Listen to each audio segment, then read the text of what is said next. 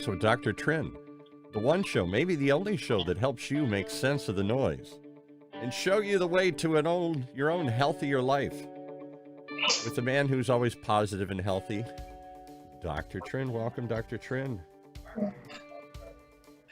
Good to see you. You're always positive and healthy today here. I'm feeling like I got a cold or something here. And before you get into too deep in today's survival training, how do we survive the fires? Are other people like this having health issues because of all the smoke in the air? Is that why I'm all congested and feel like I got a cold here or something? It's probably smoke. Yeah. We've been well, I've seen a lot of folks with asthma and different issues come out lately with all these other I think a lot of it's smoke issues with that. So how do you think we're going to handle all this stuff here? What are we going to do? Do we just gut it out, or is there some magic thing to be done? You have to basically enroll yourself in COYNE survival school and learn how to survive in all kinds of environment, including fires. There you go. With that, I am a former wildland firefighter, 6 years, helitac crews, type 1 crews, engines, all that good stuff. So I can definitely speak to waking up in a smoky area day after day. Well, let's do one thing before we get too many confused. You're not twins. You've got two devices that you've joined with, and we need to close one of them. Oh, I thought I crushed the computer. I am sorry. I am going to make sure that this is. Yeah, let's close one of them here because you're showing up as two different feeds. There we go. There we go. Perfect. Okay. Sorry about that. No worries. If I could carve this meeting out with a pocket knife, it would be excellent. Instead, I'm clicking these buttons, wondering what to do. So we need to give you some internet survival training here, in addition to wilderness. Definitely, I clicked all the wrong links. So welcome, Thomas COYNE. You have a school. Give us some background of who you are and what you do. Yeah, so I am a former wildland firefighter and professional rescuer in EMT, and I was a parks naturalist in my younger days, even before that. And now I operate a real-world survival training center. We don't do survival-themed experiences or let's take the kids out and play Bear Grylls or whatever.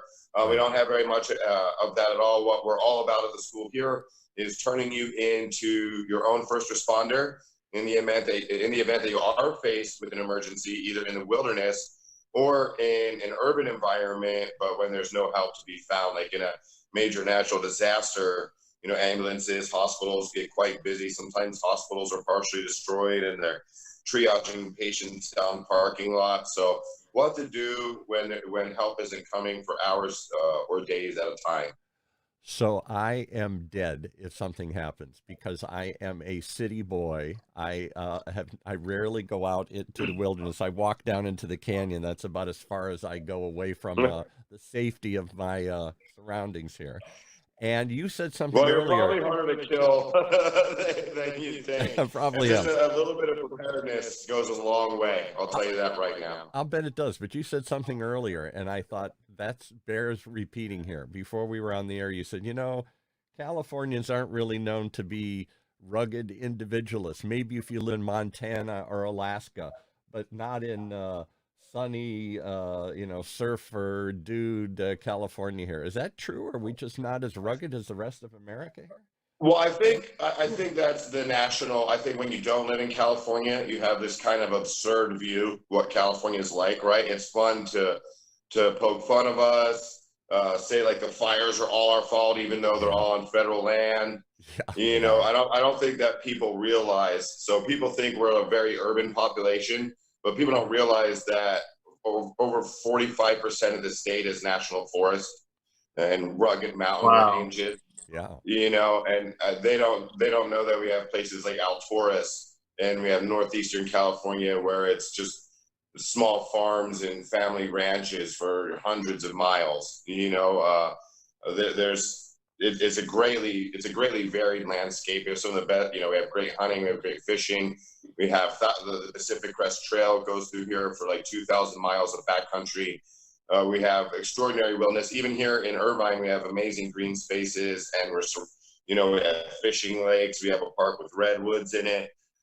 There's green spaces all around us. I got to stop you. We do. There's a park here in Irvine. I forget which one it's called, but it does have some redwoods from way back in the day, and you go through a little redwood path. The OC Park system is incredible. It's definitely a jewel in the crown of Southern California. All right, so somehow you convinced Dr. Trinh, who loves to sit in his house here. He maybe takes a walk around the block. This is not a guy on the edge, although he was a Marine at one point in time here. So you got him to go out, he and his wife, into the wilderness. Talk about this, Dr. Trinh. So I got to let you guys know. First of all, Jenny signed me up. So my wife signed me up, and I was like, I'm going with the flow, whatever. She's probably a little bit more of a prepper than I am and that's a good thing. And so we had the most incredible experience, the most incredible 3-day experience with Thomas. And so we were up at Angeles Oak. It's north of Loma Linda, north of Redlands. And we were up there, and here I am, somebody who normally hangs out at 5-star hotels, digging in the dirt, looking for shrubbery, looking for wood sticks, looking for dry leaves to build a shelter to sleep in that night. Wow. And guess what? We did it. We built a shelter between my wife and I, and we slept in that shelter that night. And Thomas completely showed us how to do that. I mean, this is not like OC mindset, right? and so and it was amazing. It was amazing. Not only did we do that, we were identifying, plants that were edible, plants that were not edible. We were learning about how to filter water from rivers and lakes and streams. We learned how to make fire from scratch without a match. Oh, come on. You can't do that. And that's only in the movies that you rub two sticks together. Yes, he can. Yes, he can. Yeah. Believe it or not, Thomas made fire from scratch. Oh, that's like that's a miracle. That's what amazed our cave ancestors here, and I think it would still amaze most kids and most adults if you watch somebody actually just make fire. So I was just kind of blown away at the experience of this. It was 3 days. It was 30 degrees, 30 degrees at night when we slept. Oh, yikes. Yeah, definitely got down to the 20s. Yeah, it got down to the 20s. But you know what was neat was that in the shelter, it was warm. It was and it was amazing that we can actually build a shelter from complete scratch, which I would never, if I had not gone to this 3-day survival training. Oh, by the way, we spent an entire day or more than an entire day learning first aid, wilderness first aid, how to put on a splint, or how to do a tourniquet, how to put pressure on a bleeding wound. If you had nothing else in the woods other than what's around you in the woods, and it was really valuable, Paul. And it's really why I wanted to bring Thomas on here, because folks need to know about this.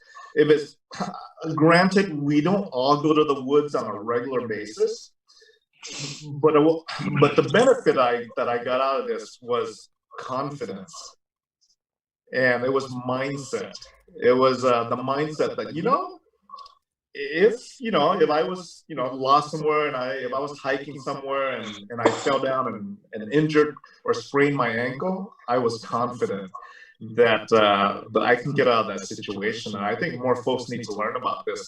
As a matter of fact, Paul, I think you need to go. Oh to my survive. goodness. You want me to get off the couch some weekend and go outside?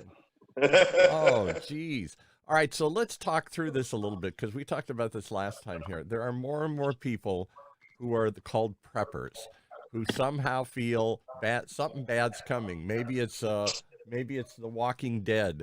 Maybe it's Armageddon. Maybe it's a breakdown of society. Maybe it's just a breakdown of our water system or something in an earthquake. Talk through this. I mean, how much of this is fear and how much of this is founded on something here? What do you think about prepping for disasters? So I try and avoid the term prepper just because of the negative connotations that the reality shows and all that kind of give it. It generally, when you see that term, it lends itself to like a LARPing version, like a played version of preparedness, where people are almost hoping things collapse so they can be the king of their own prepper castle. But what I see happening nationally is a shift toward preparedness culture, that it's not just a trend, it's not just a fad. It would have fizzled out years ago if it was. And I think that sadly, our governments, our state governments, our federal governments have shown us that they're not, the responses aren't exactly going to be the best, and sometimes aren't even going to be competent when a major disaster happens. We can let's start back at Hurricane Katrina. If you were watching the news before that was a big one. Exactly. Hurricane Katrina, everybody going to the Superdome because they were told to go there, and then there's nothing there. And not only that, people don't realize that they didn't put out the call to evacuate until less than 2 days before it struck. There was some misinformation going around. They didn't have a lot of ways to evacuate people in place. And really, it was the poorest, the most destitute of the city that were stuck there with nothing. And it was all predictable. I remember you watching news reports, them saying, oh, the levee could break, we were going to be running out of water. There was nothing pre-staged on the edge of the disaster zone or impact, so it could be immediately brought in. You had new helicopters circling people on their roofs for days at a time, but no rescue helicopters, right? And the effects lasted for years afterward. And then you could take it a little bit more modern. Hurricane Sandy, that's in New York. These are in everyday neighborhoods in New York. And months after the hurricane, people weren't getting their needs met. And it's not an entitlement thing. People in the United States pay a significant amount of their income in taxes. That's before they even get the check, let alone the taxes that come out. Oh, do we lose you there? There you go. And I think people just don't know anymore if the government will be competent enough. Look at the fires in California. Yeah. We have, while a whole town burned down with 2 adjoining towns in the campfire. So that in Paradise, California was the home of my first fire station. And wow. that supported the firefighters in an extraordinary way. They were always very supportive of us. And they had a great fire council, and they saw this coming, and they begged for help for over a decade to prevent it. And while their houses were still smoldering, the California legislature had already passed laws limiting the liability of the power company that did it.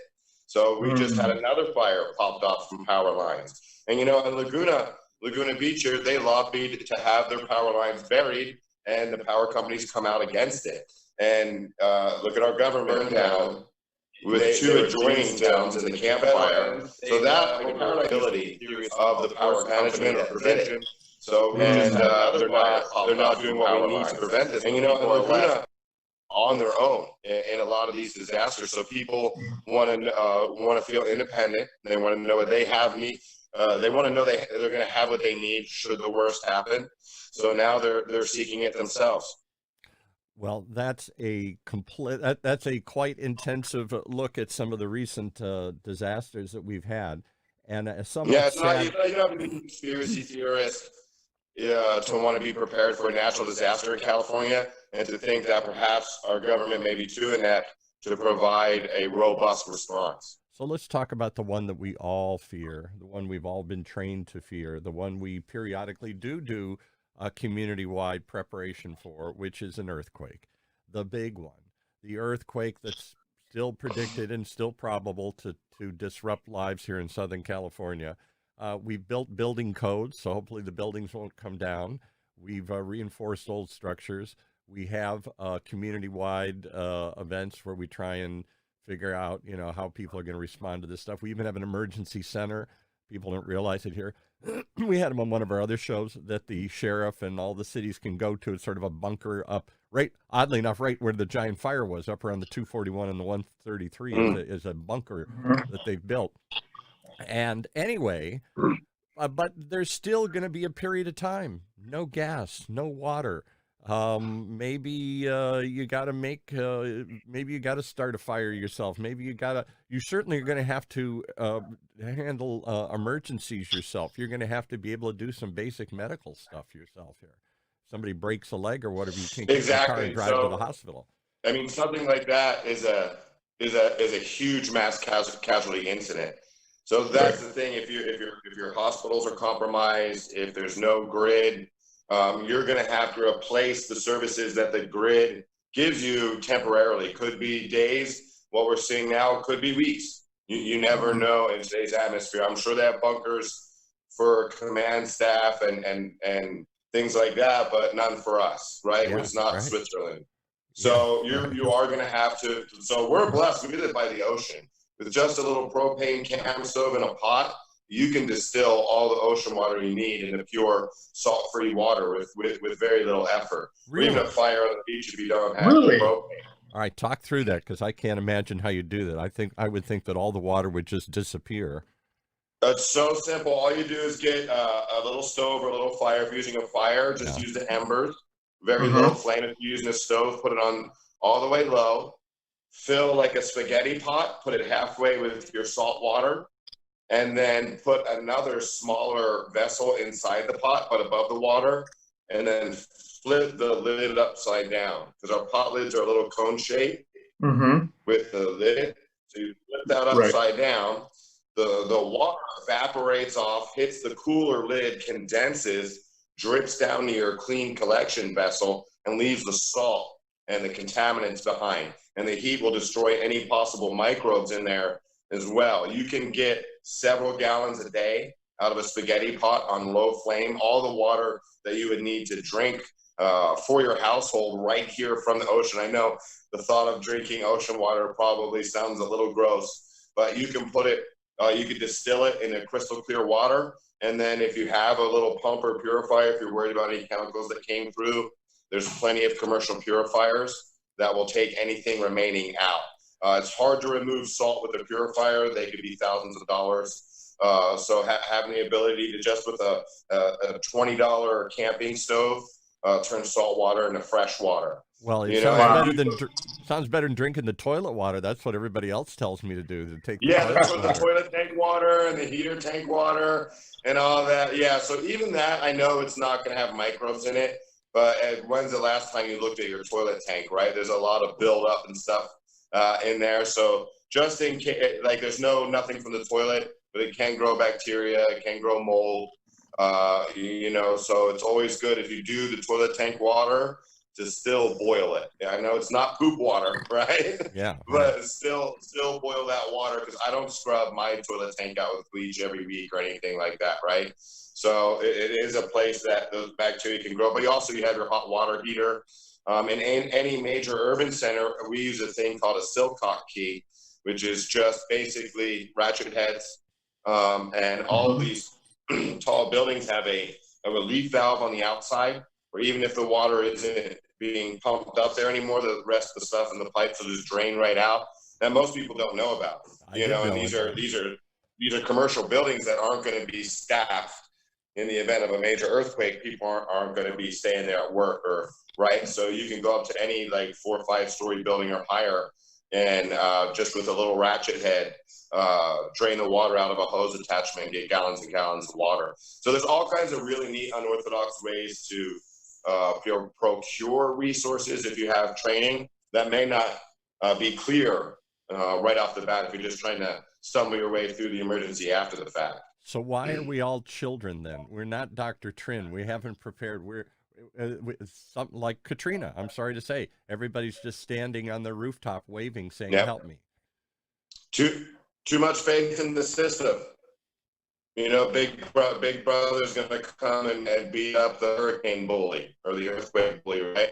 But it's not going to happen. I think that shift to independence is penetrating all areas of society now, and I think that people that aren't prepared are getting fewer and fewer in number. And that's another thing that I think this virus scare has done is let people know that at a certain point you're going to have to be on your own with your preparedness and yourself. You know, because even with this, no one really knows what to do. You know, depending on what authority figure you talk to, you can get a completely different story. No matter which side of this you're on, if you take an extreme view of one side or the other, there's plenty of scientists and doctors and organizations to back you up, right?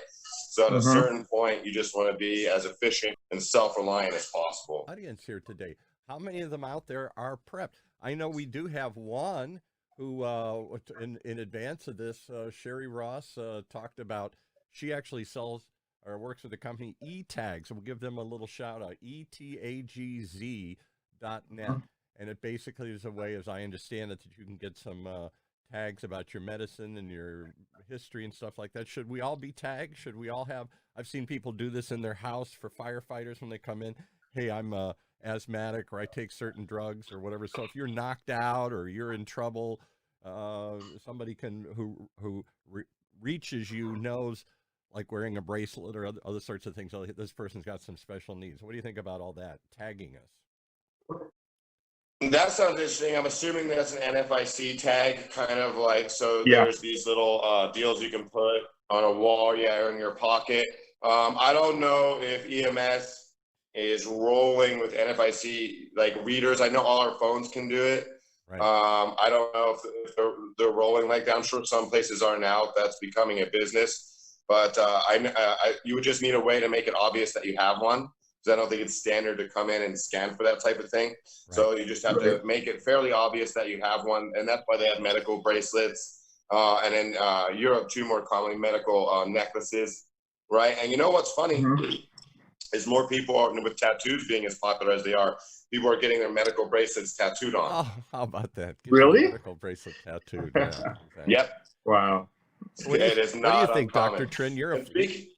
You've worked in emergency rooms. Does it help if somebody walks in, somebody's unconscious, somebody's bleeding? We don't know anything about them. Does it help to have some data, or would the doctors miss the data and overlook it? It would help a lot, but we wouldn't even be looking for it. That's the problem. We don't even know what a tag looks like, and so until it becomes more commercialized or easily identified that you have a tag. Right. It's like some kind of QR scan tag, right? It's a QR, right. Scanning a QR code that brings up their health history, data. Right? Drugs. That would be great. What about, so we talked a little bit about medical tattoo. A medical tattoo, yes. Scan your tattoo here. All right, go ahead. Your QR code in there. So we talked a little bit about wilderness survival. What about urban survival? What are some things, urban catastrophes, Thomas, that we should be thinking about and to be prepared? Like earthquakes or other sorts of, or civil unrest or other sorts of things, something that shuts down society. You can't get through the streets. You got to take care of yourself. Right. Yeah, definitely. So we do have a very robust urban disaster program. As a former wildland firefighter and professional rescuer, I've driven through just burnout neighborhoods, right? So I've seen what it's like to have a neighborhood destroyed. And what we do is give you a general preparedness plan for a full spectrum preparedness plan. No matter what disaster that strikes, basically your goal is to replace the grid services until they can be restored. So water, right? Some type of microclimate, like your shelter, personal security, medical needs, and hygiene are all really big ones. So we break these down into categories, and we teach you how to fill them according to your needs. Do you need portability? Do you want a home base station style devices? You can get a desalination pump that is for a boat and have it at your house and move a boat out to the ocean and do, vast amounts of gallons, or you could have a handheld water filter that's good for urban environment. So we teach you to replace the grid. We talk about your needs and how to meet them, how many calories the average person needs a day, how much water. We even teach you how to make an improvised solar power generator. We teach you about pure sine wave inverters, which are inexpensive. You get off Amazon. You can walk up to any car, hook it to the battery, and have your home style output plug to put home devices in. There's ham radios, setting up personal relay stations. So when the grid goes down and there is no cell phones, you can have your own radio that can communicate with that will dial into repeaters, and home repeater stations. You can have home repeater stations with ham radios, and you can talk to people and spread messages across the country. With amateur radio, there is a national grid, and where if cell phones go down, this is activated, and home radio station operators can transmit messages across disaster zones. So we teach you how to get messages, unorthodox evacuation methods, because what do you do if the freeway's jammed up here, right? Unorthodox resource procurement methods. And a big thing that we do as well is we promote wilderness medicine for urban disaster. You did a wilderness first aid. Yeah. You would think, first aid, that doesn't sound that big, right? But the first aid, obviously you saw that it's a whole different deal, right? Yeah. Getting into straightening angulated limbs and restoring the position of function so you don't lose a limb, packing wounds, tourniquets, all of this, improvised splints. So just like you can improvise an arm or leg splint from sticks in the forest, you can improvise them from things around your household. And wilderness medicine is all about not having help within 6 hours. So having to care for 6 hours or more in an austere environment. That could easily be your home in Orange County if there's a major disaster, right? So learn these techniques greatly help anyone in an urban disaster. So who signs up for these classes? And then I'll let Dr. Trin's question in here. Who is it? Is it Dr. Trin, the curious? Is it the scared survivalists who think the bad things are coming? Or is it people that hiking and do go out in the wilderness? And, you got to be prepared. The last you go up in the mountains, go hiking up in the hills, and you fall off a canyon, you might be there for 3 or 4 or 5 days to survive before they find you. Who signs up? I think Dr. Trinh can speak to this. We have a very wide range of clientele. Yeah. I think we don't get the like TV style survivalist types, right? I think everybody there seems like everyday people that you would bump into just about anywhere. And we really have an exceptional mix of backgrounds. We have a lot of people who want to be safer hiking. We have a lot of people that just want to get into preparedness. We have people who just want to experience something like this for the first time.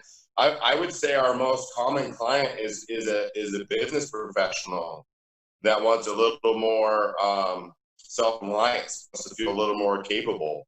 We get a very high amount of military and ex-military. I've trained I've trained every branch of the military now, and lots of law enforcement. LAPD, California Department of Justice, LA sheriffs. A lot of these different organizations. Wow. On Facebook, Nate Glassman says, "Hello, Thomas." Hey, Nate. So that's cool to see some students on here. Yeah. So so how do people sign up for your urban survival course? Is there a link or a website where they can sign up for that? So it's California Survival Training. That's training.com. And you could also just hit CA, like California for short, survivaltraining.com. And go to our courses page. And that's a full catalog. You'll see we have around 20 different courses, all kinds of subject matter to get into. And you just click the course title, and each course has its own full page. And with urban disaster, we also have our travel safe, which is counter criminal exploitation. So that definitely helps with any kind of urban needs, right? How not to get scammed, how not to get kidnapped, how to travel, how to go through populated areas safely. So we have combatives as well. So we have a former Marine Corps martial arts program instructor, former U.S. Marine, former MMA fighter, and now coach, teaches you basic hand-to-hand combatives. So we have a full spectrum of urban readiness and preparedness needs. What about those of us that go overseas? The once or twice that I've gone somewhere, even going into Tijuana or something, I suddenly feel very unsafe. I suddenly realize I can't just call somebody to protect me or to help me or do something. And the system works different. I'll give you a silly story. My wife and I were down in Ensenada once for, I think it was Thanksgiving, just on a whim we went down there. And my battery blew up. Car battery blew up. I don't know why, but it did. So all of a sudden I'm stuck. And so I thought, I'll call AAA. There is no AAA. I'll call the car dealer. There is no car dealer. I'll call anybody. And it's just, it's an ad hoc system. Hey, I know somebody who has a friend who can come over, who maybe do it. And we sat there, we finally went back, and we sat there came back the next day. We sat there for 4, 5, 6 hours. And people kept saying, oh, we'll find your battery. There's no place to go. I don't have a car. There's no public transportation. There's nobody to I never felt so helpless and alone. My car battery that I rely upon, I don't even think about, failed me, and I could not serve. I felt threatened. I felt on the edge. I felt like the whole system broke down. One of the courses. Yeah. Well, so one of our courses that deals with that is called Travel Safe. So what I did is I took the government. So anybody that was in the military or had a federal government job where they got to travel anywhere, a little dangerous. There's an online course called it's AT 101, like Anti-Terrorism 101. And I went through that travel safe program and expanded it into one of our own, put in more information, put some hands-on exercises. So we do have a complete how to travel safely course like that. So for one, you may not be familiar with the Smart Travel Enrollment Program, where you can register your trip with the State Department before you go. So should anything go wrong, a lot of people don't know, embassies around the world, if you lose your passport, they can sometimes get you a passport the same day. If you get in legal trouble, they can help you find English-speaking lawyers, English-speaking doctors. Sometimes there's financial assistance if you get stuck in the country. If there is any major kind of disruption, be it a political one or a natural disaster in the country, while you're there, they will alert you and help you get out. So there's a variety of benefits to that. And one of the things that we do go over as well is the more remote the area, the more important it is that you get a solid vehicle and do a good vehicle inspection because before you take it out, because instances like these, it should have automatic windows and locks. So you can lock the door at a moment's notice. The air conditioning should work, so you don't have to leave the windows down or someone can just reach in and grab you at a stop. You should have all the safety features you need, a full tank of gas before you go out, a spare tire, all that good stuff. So it's least likely that these things happen because luckily you broke down in an area that was safe, but it can get a lot worse, right? So these kind of tips, some of us find out the hard way. I find out everything the hard way, right? But some of these tips can definitely keep you safe in areas like this. And I've definitely been traveling when, like I've been in Turkey when a car bomb went off in the plaza, and we had to get rerouted. And I was in France when all the Charlie Hebdo stuff was going on, and Tunisia when there was during the Arab Spring. So I've worked my way around some of these situations, and there's definitely good lessons to be learned for travelers, and most travelers have stories like that, right? Things that went a little wrong or a little crazy, they wish they knew better. I'll give you one other one. They say is the wise man. Yeah, go ahead. I'll give you one other one. So when I was much younger, my buddies and I decided on a lark we were going to go down into Belize, and it didn't seem that scary, and it's kind of out in the wilderness, jungly stuff.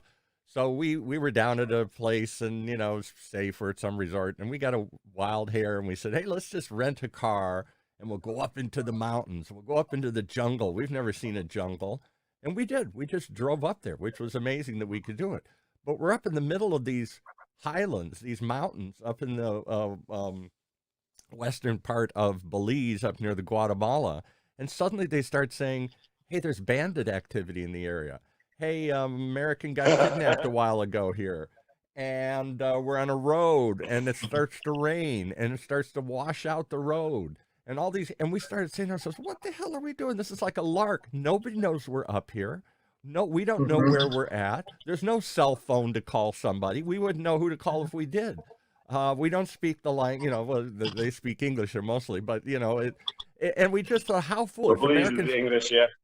We do this all the time, whether it's going down into the canyon and behind my house or off in some crazy lark. We as Americans just think that we're somehow safe everywhere we go, or that there's some resource to pull upon other than ourselves. No, I mean, luckily, usually you will be safe. There's a lot of areas that are viewed as dangerous, where if you just mind a few P's and Q's, you don't engage in any victim type behaviors, walking around drunk, cell phone hanging out of your pocket, expensive jewelry, things like that. You generally will be safe. Like you said, people are telling you that there's bandit activity in the area, so you're in a place where the locals would want to help you out. But that's the thing, is it's really important to research that kind of thing before you go. The world is changing quickly every day. You never know what's going to be going on, even in a really nice country. So just getting a little bit of knowledge on what the threats are in the area before you go will help you enjoy the area a lot more safely. So maybe, okay, this place is a little dangerous, but go ahead. So Dr. Trinh, when you go up into the highlands, you go to Haiti, you go up into the highlands of Vietnam. Now you feel comfortable because it's your native land here. But do people know, does the State Department know you're up there if something disaster happened, or heck no, nobody knows where I'm at. So Thomas, I don't know if you're aware, but I'm a medical missionary, and so I take groups of folks out of the country probably 5 times a year. We're in Vietnam every year, up in the mountains and highlands doing medical stuff. We're in Haiti every year, once or twice a year. We're in Peru every year. We're in Oaxaca, Mexico every year.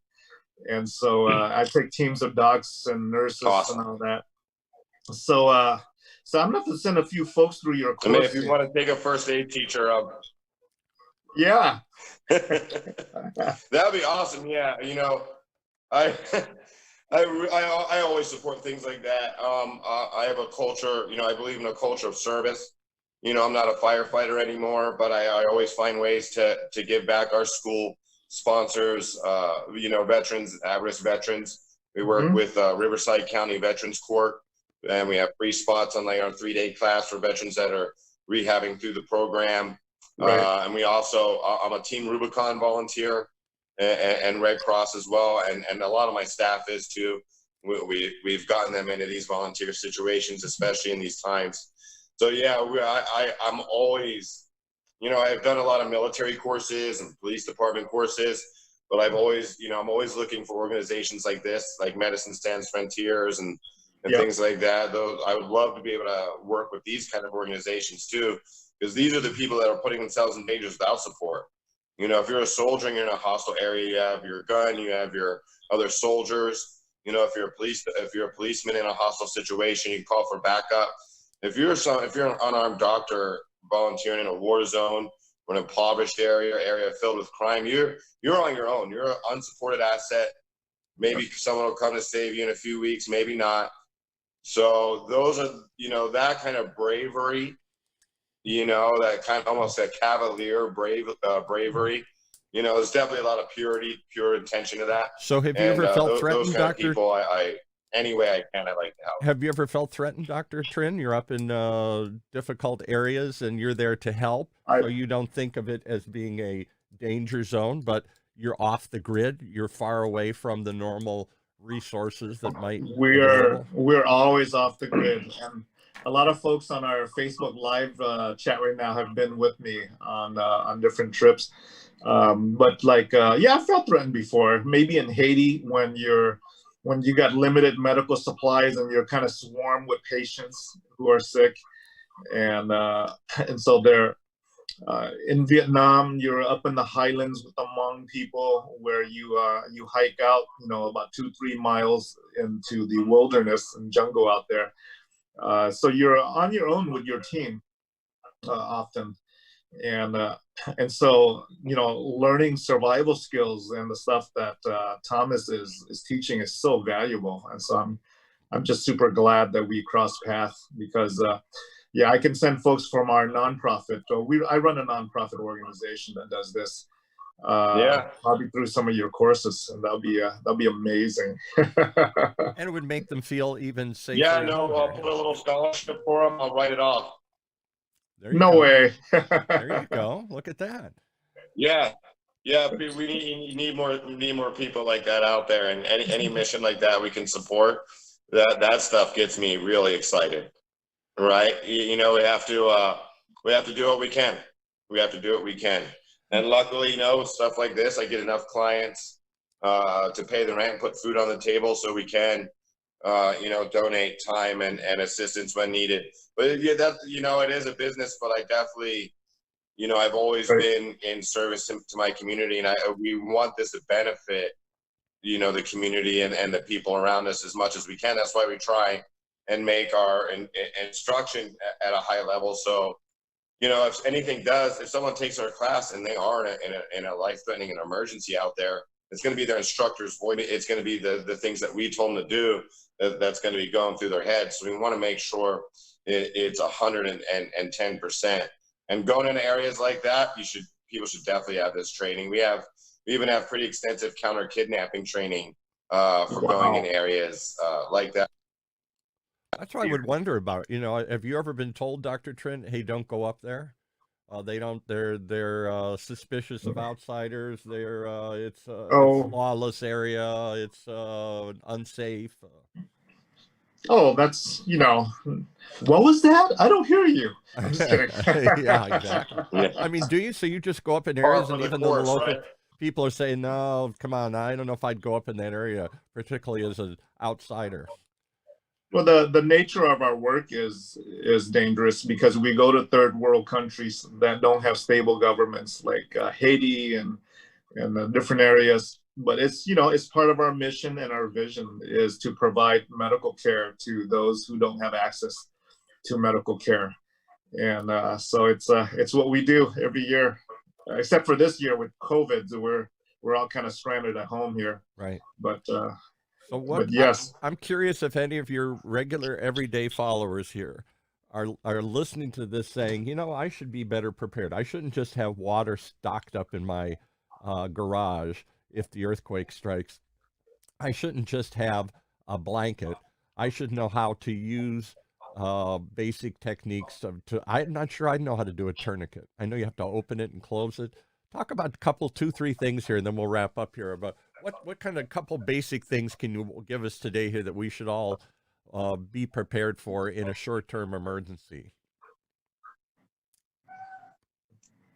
What? Oh, me? Yeah, what would you do? I don't even know how to do a tourniquet. Tourniquet would be one. All of a sudden, I'm somewhere. Yeah, so I would definitely get at least a wilderness first aid class, because you're gonna get a lot more than a standard first aid class. You take a 2-day long wilderness first aid class, and you're gonna have to learn how to improvise trauma care in your own environment, in your own home.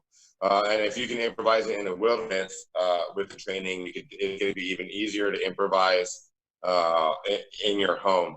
Definitely. So we teach people how to put together these ready crates for not a lot of money at all. You get a wheeled bin from like Walmart or Target, right? So it's fully portable, and how to pack it with everything you need to create a little storage, charging and communication station, a little hygiene station, your tent and domicile for your family, as well as your emergency preparedness, food and water. you know, one crate for a 3-person household, 2 crates for anything more, easily wheeled, so they're not heavy. You could just pull them up, pop the lids off, start charging, communicating, purifying water, setting up a domicile so you're not exposed to the elements if your structure is compromised. And it's just, and it doesn't have to be all that expensive at all. You just have to learn, you know, how to put your money in the right place, you know, but definitely have medical treatment, definitely have water, have some food, and have some communications. Having a way to communicate with the outside world, some battery banks for your phone or whatnot. Ham radios, I can't overstate the need for those enough. Doesn't a ham radio still disaster, we've done their cell phones anyway, and then, why is a ham radio good? Because it still requires power. What's that? Why is a ham radio a good idea? Because it still requires power. Yeah, but you can easily powered with batteries.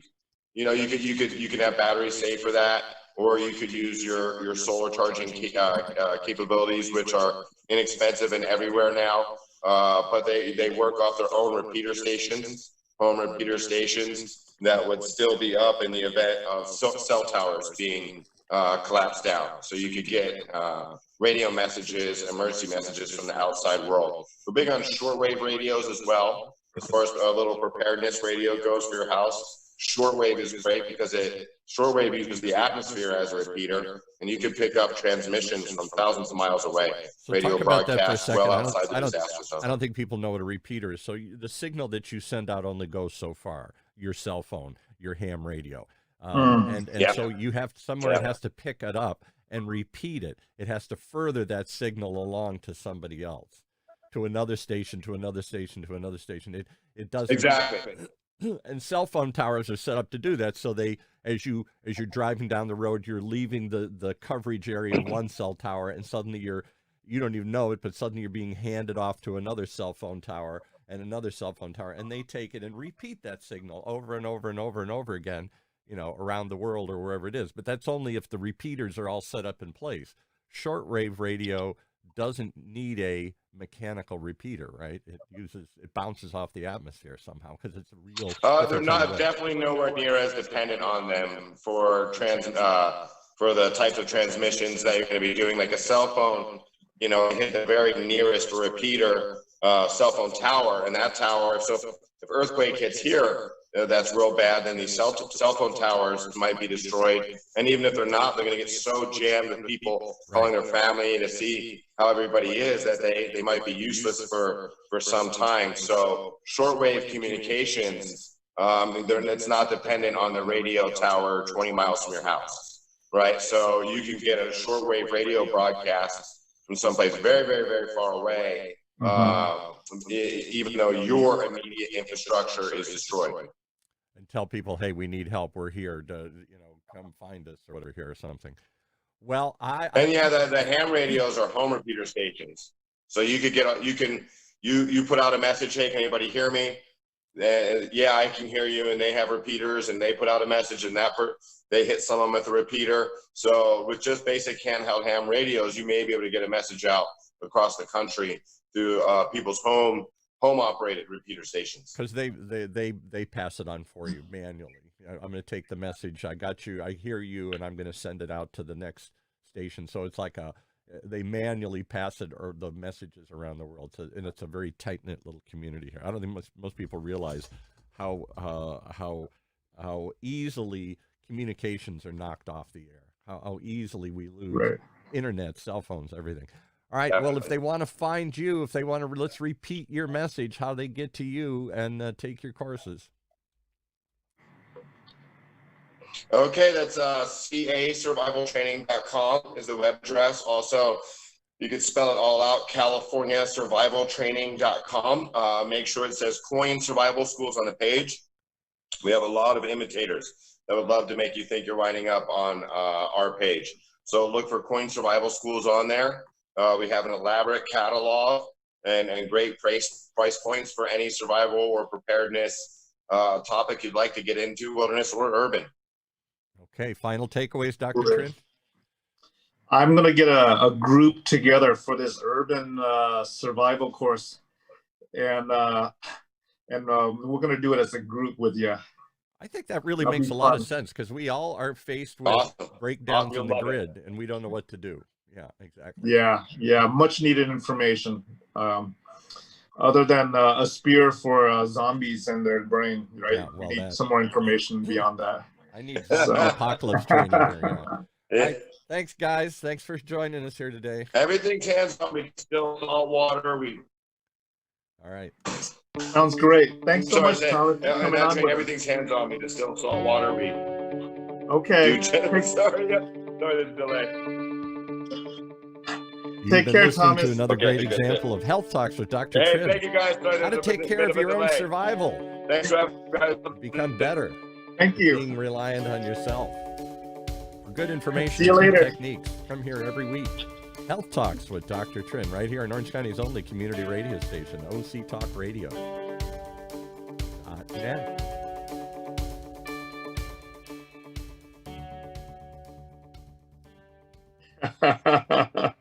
Thanks so much, Thomas. I hope you had fun.